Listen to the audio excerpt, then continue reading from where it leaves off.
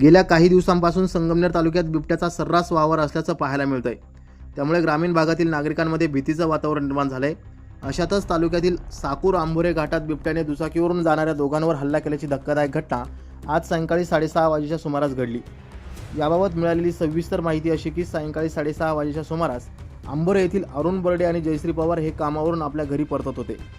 दुचाकीवरून साकूर आंबोरे घाटातून जात असताना दबा धरून बसलेल्या बिबट्याने अचानक त्यांच्यावर हल्ला केला। या हल्ल्यात अरुण बर्डे आणि जयश्री पवार हे दोघेही जखमी झाले आहेत। त्यांच्यावर सुरुवातीला आंबोरे येथील खासगी रुग्णालयात प्राथमिक उपचार करण्यात आले। त्यानंतर पुढील उपचारासाठी वन विभागाच्या वाहनातून त्यांना संगमनेर येथे दाखल करण्यात आले। दरम्यान घटना घडून 2 तास उलटूनही वन विभागाकडून अपेक्षित ती दखल घेतली गेली नसल्याचा आरोप यावेळी जखमी अरुण बर्डे यांनी केला आहे। काय अरुण राजी बर्डे काय झालं होतं नेमकं? आणि कामावरून येत होतो साईडने लागायला कुठून कुठे येत होते तुम्ही? रमकामवरून आंबोऱ्याला येत होतो। काय काम करता? तांबाटी तोडा गेलो। कोण कोण होतं तुझ्यासोबत? मी माय मम्मी पप्पा आम्ही बरेच जण होतो। एका गाडीवरती हल्ला केलाय की दुसऱ्या गाडीवर काही 2-3 जणांवर? असं किती जणांना धरलंय याच्यामध्ये? एकाच गाडीवर दोघांना धरले। दोघांना?